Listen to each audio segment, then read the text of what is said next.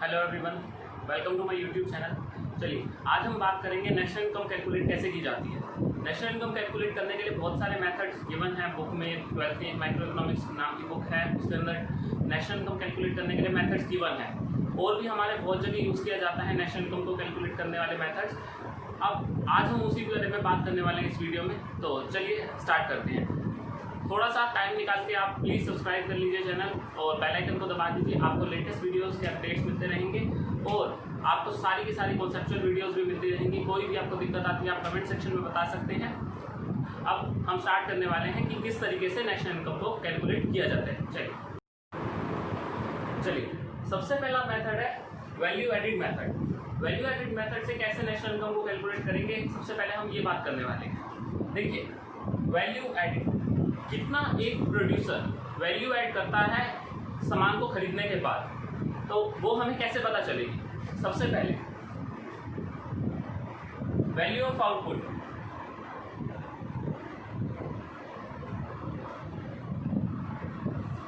Minus intermediate consumption.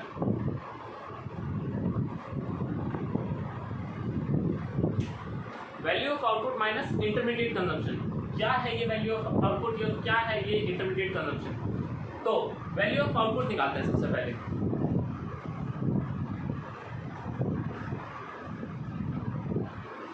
जो हमने सामान बेचा है वो सारा का सारा हमारा वैल्यू ऑफ आउटपुट हो सकता है किस कंडीशन में, अगर हमने कोई भी सामान हमारा इस टाइम बचा नहीं है जो हमने इस साल बनाया था और ना ही हमारे पास स्टार्टिंग में कुछ बचा हुआ था, तो जो भी सेल होगी वही हमारा क्या होगा, वैल्यू ऑफ आउटपुट। अगर हमारे पास स्टॉक स्टार्टिंग में था या एंड में कुछ बचा हुआ है तो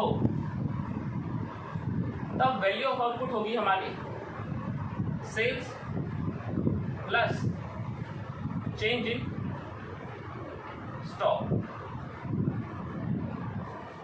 वैल्यू ऑफ आउटपुट अगर कोई स्टॉक नहीं है तो सेल ही रहेगी, और अगर बुक्स में कोई स्टॉक गिवन है या तो बिगनिंग में ईयर में या स्टार्टिंग में, तो स्टार्टिंग में या एंड में, तो जो सेल है उसमें ऐड किया जाएगा चेंज इन स्टॉक। क्या होता है ये change in stock? Change in stock होता है क्लोजिंग माइनस ओपनिंग। क्यों हम चेंज इन स्टॉक ऐड कर रहे हैं, एक बात बताइए। हम निकाल रहे हैं वैल्यू ऑफ आउटपुट कि कितना हमने इस साल बनाया है सामान या कितनी उसकी वैल्यू है। जो सामान बेच दिया हमने, जो इस साल बना के हमने सामान बेच दिया, तो उसकी वैल्यू तो वही हुई ना जितने में हमने सामान बेचा है। तो इसलिए सबसे पहले हमने ले ली सेल। उसके बाद हमारे पास स्टार्टिंग में 100 यूनिट बने हुए थे। इस साल हमने 600 यूनिट बेचे और एंड में 150 यूनिट बचे हुए हैं। तो हमने इस साल कितने बनाए होंगे, वही तो हमारी इस साल की इनकम का पार्ट बनना चाहिए ना। इसलिए सबसे पहले मैंने बोला 100 यूनिट हमारे पास स्टार्टिंग में थे। 100 यूनिट हमारे पास कब थे, बिगिनिंग में। हमने 400 यूनिट एज्यूम करते हैं बेच दिए और 150 यूनिट एंड में आपके पास बचे हुए हैं। अब मेरा क्वेश्चन है कि हमने इस साल कितने यूनिट बनाए। सिंपल, देखिए 100 यूनिट आपके पास स्टार्टिंग में है, तो अब जरूरी थोड़ी है कि जो इस साल बचे हुए हैं इसमें सिर्फ और सिर्फ इसी साल के होंगे। इस साल के एंड में 150 यूनिट बचे हुए हैं, तो उसमें हो सकता है पिछले साल के भी कुछ यूनिट्स हों। तो सबसे पहले हम देखेंगे हमने इस साल टोटल कितने यूज करे। 150 हमारे पास बचे हुए हैं और 400 हमने बेच दिए। टोटल 550 यूनिट इस साल में हमारे पास थे, जिसमें से 100 यूनिट तो पिछले साल से आए थे। तो इस साल हमने कितने बनाए, इस साल हमारा क्या आंसर क्या आएगा, closing plus sale minus opening. यही तो होंगे जो हमने इस साल बनाए। तो इन्होंने वही फॉर्मूले को थोड़ा सा शॉर्ट में करके लिख दिया, sale plus change in stock. लिखा इन्होंने भी वही है, sale plus closing minus opening. जो आपके पास इस साल बेचे हैं जो आपने, और जो आपके पास एंड में बचे हुए थे, उन दोनों का सम करो और माइनस कर दो जो बिगिनिंग में थे। इससे क्या निकल आएगा, इस साल की प्रोडक्शन कितनी है, मतलब कि इस साल का आउटपुट की वैल्यू कितनी है आपके पास। जितना सामान बेच दिया उसको उसकी सेल वैल्यू प्लस जितना सामान बचा है उसका क्लोजिंग स्टॉक में से ओपनिंग माइनस करेंगे, कितना और हमने इस साल जो बनाया था वो बच गया, निकल आएगा। तो इस साल की प्रोडक्शन हमारी निकल आएगी कैसे, sale plus change in stock से। चलिए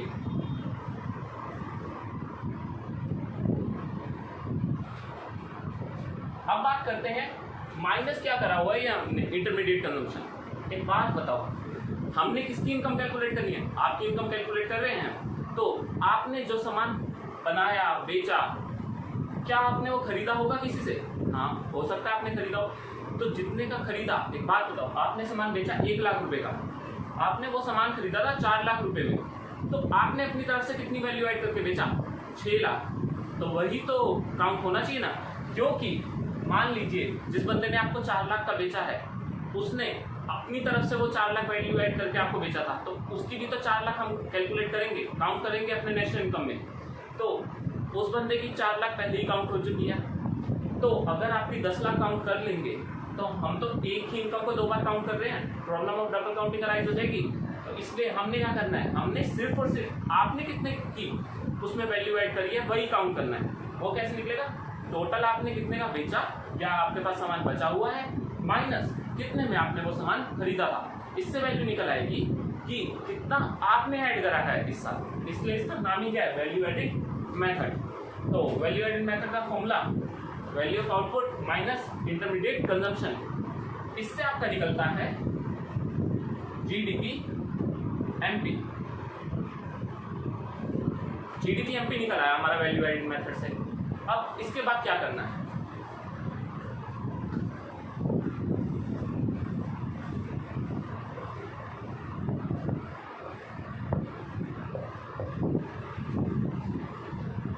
चलिए, जीडीपी एमपी हमारे पास आ चुका है, पर नेशनल इनकम तो ये है नहीं। हमें कहाँ जाना है? नेशनल इनकम तक जाना है। तो हम क्या करेंगे? अब नेशनल इनकम होती है आपकी एनएनपी एट एफसी। थोड़े टाइम पहले मैंने एक वीडियो पोस्ट करी थी जिसमें मैंने आपको बताया था एमपी से एफसी पे कैसे जाते हैं, डोमेस्टिक से नेशनल पे कैसे जाते हैं, या ग्रोथ से नेट पे कैसे जाते हैं। तो प्लीज़ एक बार इस वीडियो को ज़रूर देखना, उसके बाद आपको ये चीज़ और अच्छे से क्लियर हो जाएगी कि मैं यहाँ पे अब क्या कर रहा हूँ। तो जीडीपी एमपी ग्रोथ से सबसे पहले मेरे को कहाँ जाना है? नेट पे जाना है। तो मैं करूँगा माइनस डेप्रिसिएशन। ये उस वीडियो में मैंने आपको अच्छे से बताया हुआ है कि कैसे कैलकुलेट किए जाते हैं और क्यों माइनस हो रही है, क्यों ऐड हो रही है चीज़ें। तो प्लीज़ एक बार इस वीडियो को भी ज़रूर देख लेना। उसके बाद देख ये चीज़ें आपको बहुत आसान लगने लगेंगी। तो सबसे पहले ग्रोथ से नेट पे जाने के लिए हमने क्या करा? डेप्रिसिएशन को माइनस कर दिया। फिर हमने जाना है डोमेस्टिक से नेशनल पे। डोमेस्टिक से नेशनल पे, डोमेस्टिक इनकम का मतलब है विद इन द टेरिटरी जो इनकम जनरेट हो रही है। तो इसमें से कुछ इनकम बाहर जाएगी, जो दूसरी कंट्री के बंदे हमारे पास काम करने आए थे वो अपनी इनकम लेके जाएंगे, तो माइनस कर देंगे 2 वाली। और कुछ बंदे जो हमारी कंट्री के होंगे वो बाहर से पैसा लेके आएंगे हमारे पास, तो ऐड कर देंगे फ्रॉम वाली। From rest of the world से जो इनकम आ रही है वो हम इसमें ऐड कर देंगे अपनी डोमेस्टिक इनकम में। लास्ट है हमें कहाँ से जाना है? एमपी से एफसी पे जाना है। अब एमपी से एफसी पे कैसे जाते हैं? ये क्या है? Market price. ये क्या है? Factor cost. याद है? इसमें मैंने बोलता फैक्ट्री कॉस्ट हम लेते हैं, इसे मानते हैं। तो मार्केट प्राइस मतलब जितने का सामान बिक रहा है उससे कहाँ पे जाना है? जितने का सामान बना था। कैसे पहुंचेंगे वहां पे? तो बेचते वक्त हमने कुछ सब्सिडी दी होंगी, तब हमने माइनस करी होंगी। अब क्या कर देंगे? Add subsidy. और फैक्ट्री कॉस्ट में हम टैक्सेस ऐड करते हैं। तो अब मार्केट प्राइस से कहाँ जाना है? फैक्ट्री कॉस्ट पे वापसी जाना है, तो टैक्सेस को क्या कर देंगे? माइनस। जब फैक्ट्री कॉस्ट से मार्केट प्राइस पे गए थे तब हमने क्या करा था? टैक्सेस को ऐड करा था। तो अब हम क्या करेंगे? मार्केट प्राइस से अब हमें कहाँ जाना है? फैक्टर कॉस्ट पे, तो अब टैक्सेस को माइनस कर देंगे। इससे हमारे पास निकल आएगी नेशनल इनकम। जीडीपी एमपी में से डेप्रिसिएशन माइनस करेंगे, जो इनकम बाहर जा रही है हमारी कंट्री में से वो माइनस कर देंगे, जो इनकम बाहर से आनी है वो ऐड कर देंगे, जो भी हमने सब्सिडी देनी है, जो भी हमने सब्सिडी दी थी, अब हम मार्केट प्राइस से ना रह के कहाँ जाना है? फैक्टर कॉस्ट पे। तो सब्सिडी जो दी थी वो वापसी ऐड कर देंगे और इनडायरेक्ट टैक्सेस को माइनस कर देंगे। इससे हमारी नेशनल इनकम निकल आएगी किस मेथड से? वैल्यू एडिड मेथड से। तो ये फर्स्ट मेथड था जिससे हमने नेशनल इनकम को कैलकुलेट करा है। चलिए अगला मेथड हमारे पास है इनकम मेथड। सेकंड मेथड जो है उसका नाम क्या है? Income method. अब बात आती है इनकम मेथड से हम कैसे कैलकुलेट कर सकते हैं अपनी नेशनल इनकम। सबसे पहले हमें पता होना चाहिए इनकम मेथड से क्या निकलता है। इनकम मेथड से निकलता है एनडीपी एफसी। और अभी हमने पिछले ही मेथड में बताया है कि नेशनल इनकम क्या होती है, NNPFC। तो बाद में हमें कुछ ऐड या लेस करना पड़ेगा, तब जाके हम कहाँ पहुँचेंगे, नेशनल इनकम पे। तो सबसे पहले तो हम इनकम मेथड में क्या क्या चीज़ें आती हैं उनके बारे में सबसे पहले बात करते हैं। आपको पता होना चाहिए फैक्टर इनकम क्या होती है। चलिए, हम जब भी इकोनॉमिक्स पढ़ते हैं तो हमारे पास बहुत बारी आता है फैक्टर सर्विसेज, फैक्टर इनकम। क्या होती क्या है ये फैक्टर सर्विसेज और फैक्टर इनकम, इसके बारे में सबसे पहले आपसे बात करें। चलिए बात कर रहे हैं क्या है आपकी फैक्टर सर्विसेज, क्या होती हैं ये। फैक्टर सर्विसेज होती है 4 तरीके की, जो मेजर पोर्शन ऑफ इनकम को जनरेट करती हैं। जो भी एक कंट्री में इनकम जनरेट होती है ना, उसमें से मोस्टली पार्ट किसका होता है, फैक्टर सर्विसेज से रिलेटेड होता है। मतलब फैक्टर इनकम मिलके बनाती हैं इनकम मेथड को कुल मिला के। तो पहला फैक्टर सर्विसेज में आता है लैंड, लेबर, कैपिटल, और फोर्थ आता है आपके पास एंटरप्रेन्योर। क्या है ये, एक बात बताइए। लैंड पे ये है 4 फैक्टर सर्विसेज। लैंड पे एक इंसान को क्या मिलता है बदले में, रेंट। लेबर को क्या मिलते हैं, वेजेस। कैपिटल, लेबर को जनरली वेजेस मिलते हैं, पर हम यहाँ पे सैलरी भी इसके अंदर एक तरह से पार्ट मान लेंगे। कैपिटल पे एक इंसान को क्या मिलता है, बंदा बिजनेस में जो पैसा लगाता है उस पर क्या मिलता है उसे, इंटरेस्ट। और जो ओनर है बिजनेस का वो किसके लिए काम कर रहा है, प्रॉफिट्स के लिए। तो मेजर पोर्शन जो हमारी इनकम का होता है वो किन चीजों से जनरेट होता है, इन 4 चीजों से। क्या, रेंट, वेजेस या सैलरीज, इंटरेस्ट और प्रॉफिट्स। चलिए, तो अब ये सारी है हमारी फैक्टर इनकम और ये है हमारी फैक्टर सर्विसेज। तो ये 4 नाम आपको याद रहने चाहिए, क्योंकि इन्हीं से ही इनका मेथड अब बनने वाला है। इनकम मेथड में सबसे पहले आता है आपके पास compensation to employees. Compensation to employees का मतलब है क्या क्या चीजें एम्प्लॉयज को दी जा रही हैं। फिर ऐड करेंगे ऑपरेटिंग सरप्लस। लास्ट में एक और चीज ऐड की जाएगी, मिक्स्ड इनकम। जैसे कि मैंने अभी आपको बताया है वो 4 फैक्टर इनकम से ही मिलकर बनना है इनसे। चलिए, क्या था उन चारों, क्या थी वो चारों चीजें, दोबारा से रिपीट करें। लैंड पे मिल रहा था रेंट, लेबर को वेजेस एंड सैलरीज, और कैपिटल के बदले इंटरेस्ट, और बिजनेसमैन इसके लिए काम कर रहा है, प्रॉफिट्स के लिए। तो चारों का जो बोला है, चले प्रूव करें उसे। कंपेंसेशन टू एम्प्लॉयज में क्या क्या आता है, सबसे पहले wages and salaries paid in cash. देखिए, हम जो सैलरी देते हैं, जो वेजेस देते हैं, हो सकता है कैश दे दिए, हो सकता है कभी कभार हमने अपने एम्प्लॉय को, जैसे हमारे एम्प्लॉय को फ़ोन की ज़रूरत है तो उसने कहा सर आपका काम ही फ़ोन का है, तो आप ऐसा करिए इस बार सैलरी की जगह मेरे को एक फ़ोन दे दीजिए।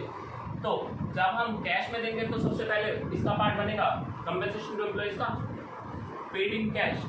सेकेंड होगा पेमेंट इन टाइम। जैसे अभी मैंने आपको बताया, कैश की बजाय बैंक में ट्रांसफर करने की बजाय कुछ और सामान दे दिया। थर्ड आता है एम्प्लॉयर्स कॉन्ट्रीब्यूशन।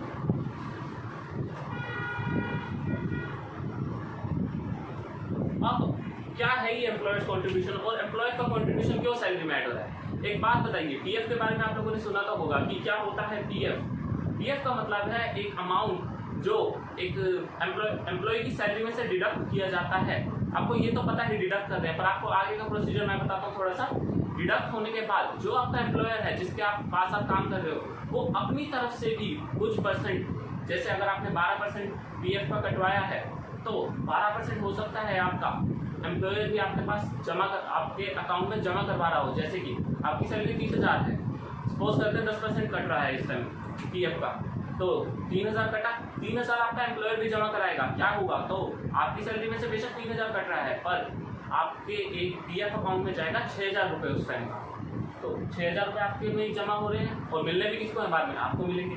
तो क्या वो सैलरी का पार्ट नहीं बनना चाहिए आपकी, बेशक बाद में मिलेगा पर सैलरी का पार्ट तो बनना चाहिए।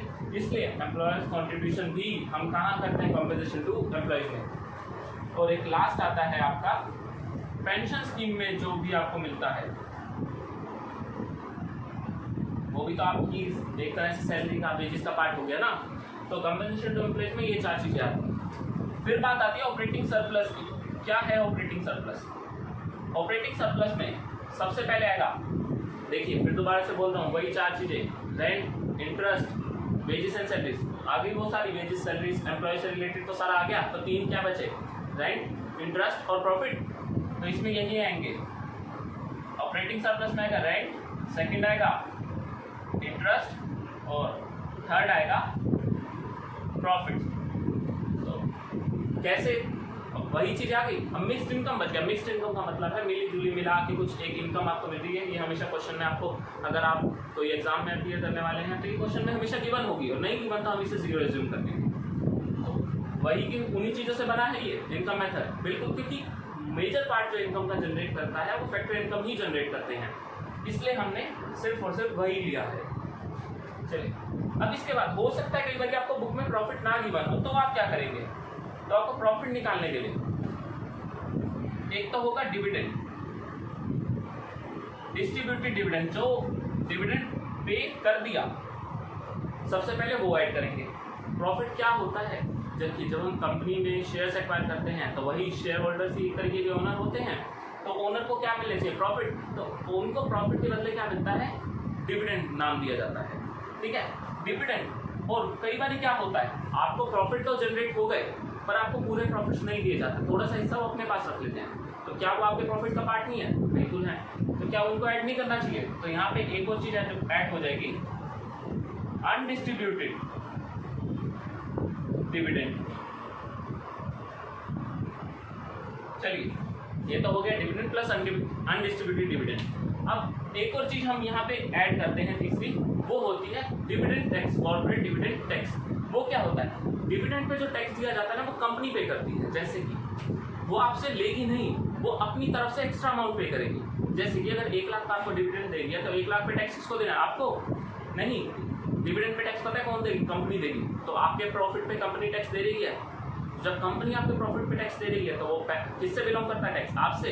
देना किसको चाहिए था, आपको, पर डिविडेंड पे टैक्स कौन दे रहा है, कंपनी। तो वो आपके प्रॉफिट का पार्ट है या नहीं, बिल्कुल है, क्योंकि मेरे हिस्से का टैक्स कंपनी दे रही है, तो एक तरह से उसने मेरे को और पैसे दे दिए, तो क्या वो मैं प्रॉफिट में ऐड करूंगा, हाँ बिल्कुल करूंगा। तो थर्ड आता है कॉर्पोरेट डिविडेंड टैक्स। तो अगर प्रॉफिट नहीं गिवन तो ये 3 चीजें, क्या, एक तो जो आपको डिविडेंड मिल गए, दूसरा जो आपकी डिविडेंड है तो सही, पर इस साल नहीं मिले, उन्होंने सेव कर लिया, फ्यूचर में अगर कोई दिक्कत आती है तो उसके लिए हम उन्होंने बचा लिया वो पैसा। और थर्ड आता है कॉर्पोरेट डिविडेंड टैक्स, जो आपके बदले में कंपनी ने पे करा है। तो इस तरीके से निकलता है क्या, इनकम मेथड से एनडीपीएफसी। वही है वो चारों फैक्टर इनकम्स, बिल्कुल वही की वही है। तो होपफुली आपको ये समझ में आया। अब बात आती है, ये तो निकला एनडीपीएफसी, हमें कहाँ जाना है, हमें तो नेशनल इनकम निकालनी है, वो क्या होती है, एनएनपीएफसी। अब एनडीपीएफसी से एनएनपीएफसी पे क्या कैसे जाएंगे, सिंपल, हमने कहाँ जाना है, एनएनपीएफसी पे। अभी है कहाँ पे, एनडीपीएफसी पे है, तो नेट गिवन है, डोमेस्टिक से कहाँ पे जाना पड़ेगा, नेशनल पे जाना है। डोमेस्टिक से नेशनल पे जाने के लिए अभी पिछले में भी बात करी है, ये वो इनकम है जो आपकी टेरिटरी में जनरेट हो रही है। तो जो इनकम हमारी कंट्री से बंदे लेके जाने वाले हैं to rest of the world, उनको हटा देंगे, माइनस कर देंगे। और जो आपकी कंट्री में बंदे पैसा लेके आने वाले हैं, बाहर भी तो आपकी कुछ हो सकता है ना, आपके एम्प्लॉयज कुछ बाहर जाके काम कर रहे हो, आपके रेजिडेंट आपकी कंट्री का है पर बाहर चला गया कुछ टाइम के लिए, 2-4 महीने के लिए काम वहाँ करके आया, तो वो वहाँ से पैसे भी तो लेके आएगा, तो वो क्या आपकी कंट्री की इनकम का पार्ट नहीं है, बिल्कुल है। तो जो from rest of the world income आनी है वो भी आप इसमें ऐड कर लेंगे। तो इससे इनकम मेथड से एनडीपीएफसी निकला, उसको कैसे निकाला, ये सब कुछ ऐड करके। फिर एनडीपीएफसी से हम एनपीएफसी कैसे पहुंचे, जो हमारी कंट्री से इनकम बाहर जानी है उसको माइनस कर दिया और जो बाहर से हमारी कंट्री में इनकम आनी है उसे ऐड कर दिया। चलिए, ये था इनकम मेथड से कैसे हम नेशनल इनकम पे पहुंचते हैं। चलिए, लास्ट हमारे पास मेथड है जिससे हम नेशनल इनकम निकालते हैं, वो है एक्सपेंडिचर मेथड। अब वही बात है, हर मेथड से अलग चीज़ निकलती है। तो इस मेथड से क्या निकलता है, इससे निकलता है जीडीपी एमपी। तो जीडीपी एमपी निकलेगा, फिर हम कहाँ जाएंगे, नेशनल इनकम पे, जो होती है एनएनपीएफसी। अब बात करते हैं क्या क्या चीज़ें आती हैं एक्सपेंडिचर मेथड। खर्चा कहाँ कहाँ करता है एक इंसान। सबसे पहले हम कहते हैं government final consumption expenditure. Government जो अपना कंजम्पशन एक्सपेंडिचर कर रही है वो, प्लस अब गवर्नमेंट के अलावा प्राइवेट सेक्टर भी तो करता है, प्राइवेट फाइनल कंजम्पशन एक्सपेंडिचर। तो सबसे पहले हमने बोला गवर्नमेंट फाइनल कंजम्पशन एक्सपेंडिचर और सेकंड बोला प्राइवेट। तो गवर्नमेंट जो कंजम्पशन एक्सपेंडिचर कर रही है और प्राइवेट सेक्टर जो खर्चा कर रहा है, प्लस इन्वेस्टमेंट एक्सपेंडिचर। अब इन्वेस्टमेंट एक्सपेंडिचर क्या होता है, हमने कहीं पे इन्वेस्टमेंट करी, ये तो है कंजम्पशन से रिलेटेड, कहीं बिजनेस में या कहीं चीज़ों में इन्वेस्ट भी तो करते हैं। तो इन्वेस्टमेंट में दो चीज़ें आती हैं, एक होता है फिक्स्ड इन्वेस्टमेंट और दूसरी होती है इन्वेंट्री इन्वेस्टमेंट। एक होती है फिक्स्ड इन्वेस्टमेंट और एक होती है इन्वेंट्री इन्वेस्टमेंट। फिक्स्ड क्या होती है, इन्वेंट्री क्या होती है। फिक्स्ड इन्वेस्टमेंट वो चीज़ होती है जो जैसे मशीन में आपने इन्वेस्ट कर दिया, लैंड वगैरह परचेज कर ली, वो सब कुछ कहाँ आएगा, फिक्स्ड इन्वेस्टमेंट में। जो इस साल परचेज करिए सिर्फ और सिर्फ वही ऐड होगा। Inventory investment simple, closing stock minus opening stock. मतलब आपने इन्वेंट्री में कितना इन्वेस्ट करा, स्टॉक जैसे कि क्लोजिंग में आपके पास 150 यूनिट है, स्टार्टिंग में आपके पास 50 यूनिट थी, तो और कितना आपने इन्वेंट्री मतलब और कितना स्टॉक ऐड करा है, कुल मिला के 100 यूनिट। तो आपने इसी साल का ही तो देखना है, पिछले साल का थोड़ी हम काउंट कर सकते हैं। कैसे आया, inventory investment closing minus opening करके। और लास्ट में नेट एक्सपोर्ट, वो क्या होते हैं, x minus export minus import को बोला जाता है नेट एक्सपोर्ट। तो खर्चा कहाँ कहाँ कर रहे हो वो सारी चीज़ें यहाँ पे ऐड करी जाएंगी। ये है आपका एक्सपेंडिचर मेथड, बोलता है कि कहाँ कहाँ खर्चा कर रहे हो वो सारे। एक बात बताइए, हमने 3 मेथड करे, फर्स्ट करा हमने वैल्यू एडिड, सेकंड करा इनकम और थर्ड हम कर रहे हैं एक्सपेंडिचर। एक बात बताइए, वैल्यू एडिड से क्या हुआ, कितनी आपने वैल्यू एडिड करी, ऐड करी, जितनी आप वैल्यू एड करोगे वही तो कंट्री में इनकम जनरेट होगी। तो वैल्यू एडिड मेथड से भी क्या निकल रही है, नेशनल इनकम। अच्छा, दूसरा इनकम मेथड से जितना आपने कमाया उन सबको टोटल कर देंगे हर इंडिविजुअल का, तो क्या निकलेगी, नेशनल इनकम निकलेगी। या तो जितना आपने वैल्यू एड करी है उसको ले लो, या जितनी आपने इनकम अर्न करी है उसे ले लो। और थर्ड, एक बात बताओ, जो आप कोई बंदा खर्चा कर रहा है वही तो किसी और की इनकम बननी है, तो या तो खर्चे काउंट कर लो सबके, वो किसी और की इनकम बनेगी, तो वही क्या बन जाता है, नेशनल इनकम। तो तीनों मेथड, किसी भी मेथड से हम क्या निकाल सकते हैं, नेशनल इनकम। अब एक और मेथड भी है, मतलब इसका एक और तरीका भी है एक्सपेंडिचर मेथड का, जिससे हम जीडीपी एमपी निकाल सकते हैं। एक तो यही रहा gross government final consumption expenditure, जो गवर्नमेंट कर रही है, फिर जो प्राइवेट सेक्टर खर्च कर रहा है कंजम्पशन पे, जो इन्वेस्ट हो रहा है, चाहे गवर्नमेंट करे चाहे प्राइवेट करे चाहे हाउस होल्ड करे, ठीक है। और लास्ट आ रहा है नेट एक्सपोर्ट। अब बात करते हैं दूसरा, और किस तरीके से हम एक्सपेंडिचर मेथड से जीडीपी निकाल सकते हैं। Final consumption expenditure, final consumption में क्या होगा, प्राइवेट प्लस गवर्नमेंट, मतलब कि इन दोनों को ऐड करके एक नाम बोल दिया फाइनल कंजम्पशन एक्सपेंडिचर। फिर सेकंड आपका बोलता है वो gross domestic capital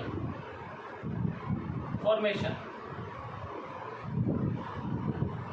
gross domestic capital formation, अब ये क्या चीज है, इसके बारे में बात करते हैं। देखिए, ग्रॉस डोमेस्टिक कैपिटल फॉर्मेशन आपको क्या कहता है, ग्रॉस डोमेस्टिक कैपिटल फॉर्मेशन, कितनी कैपिटल बनाई लगाई इस साल, वो क्या होता है, जो आप इन्वेस्ट करते हो वही तो आपकी कैपिटल बनती है जाके। ग्रॉस का मतलब होता है टोटल, टोटल मतलब फिक्स्ड प्लस इन्वेंट्री, तो इसको बोल सकते हैं हम फिक्स्ड मतलब gross domestic fixed capital formation plus inventory investment means change in stock. तो अगर क्वेश्चन में गिवन है gross domestic fix capital formation, मतलब हमें क्या ऐड करना है अभी, इन्वेंट्री इन्वेस्टमेंट चेंजेस स्टॉक को और ऐड करना पड़ेगा, तब हम कहाँ पहुंचते हैं ग्रॉस डोमेस्टिक कैपिटल फॉर्मेशन में। अगर क्वेश्चन में गिवन है नेट डोमेस्टिक कैपिटल फॉर्मेशन, तो नेट से ग्रॉस पे कैसे जाते हैं, ऐड करके डेप्रिसिएशन, वो सारा का सारा एक ही चीज से निकाल के अलग अलग पार्ट्स बना देते हैं उसके। इन्वेस्टमेंट एक्सपेंडिचर को कैपिटल फॉर्मेशन बोल के, वो अब कई बार क्या होगा ग्रॉस डोमेस्टिक ऐड कर देंगे वर्ड बीच में fixed, gross domestic fix capital formation, मतलब इसके अंदर अभी बस क्या है, फिक्स्ड इन्वेस्टमेंट इंक्लूडेड है। तो हमें और क्या ऐड करना बाकी है, चेंज इन स्टॉक। तो ये दोनों यहाँ आ गए, ये दोनों यहाँ आ गए, बचा क्या, नेट एक्सपोर्ट्स, वो क्या होते हैं एक्स माइनस एम। तो हम दोनों मेथड से क्या निकल सकते हैं, जीडीपी एमपी, ये दोनों ही एक्सपेंडिचर मेथड के फॉर्मूलाज हैं जिससे निकलता है जीडीपी एमपी। अब जीडीपी एमपी से नेशनल इनकम पे कैसे पहुंचा जाए,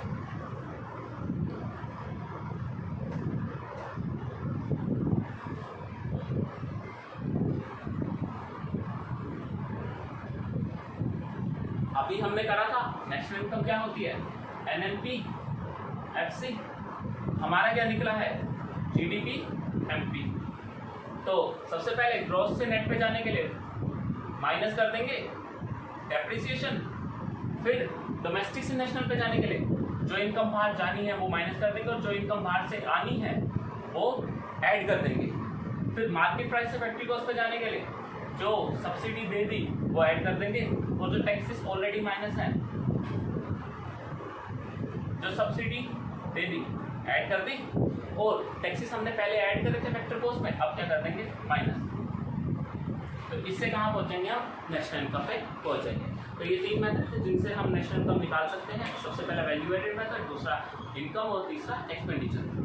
क्या होता है, कैसे होता है, प्लीज होपफुली आपको समझ आ चुका होगा। और कोई भी आपको दिक्कत है, कोई भी आपको डाउट क्रिएट होता है तो प्लीज़ कमेंट सेक्शन में कमेंट करके बताइए कि ये आपकी क्वेरी है, मैं ज़रूर उसे सॉल्व करने की कोशिश करूँगा। और आप में से और भी जगह बात मिल सकते हैं, इंस्टाग्राम, फेसबुक, वहाँ पे अगर आपको कोई डाउट है तो आप वहाँ पे भी बता सकते हैं। तो thank you so much video देखने के लिए। आपको वीडियो अच्छी लगी हो तो प्लीज़ लाइक कर देना। आपसे दोबारा मिलेंगे, जो भी नए नए कॉन्सेप्ट होंगे मैं आपको क्लियर करता जाऊँगा, आपके अकाउंट्स और इकोनॉमिक्स दोनों से related. Thank you so much.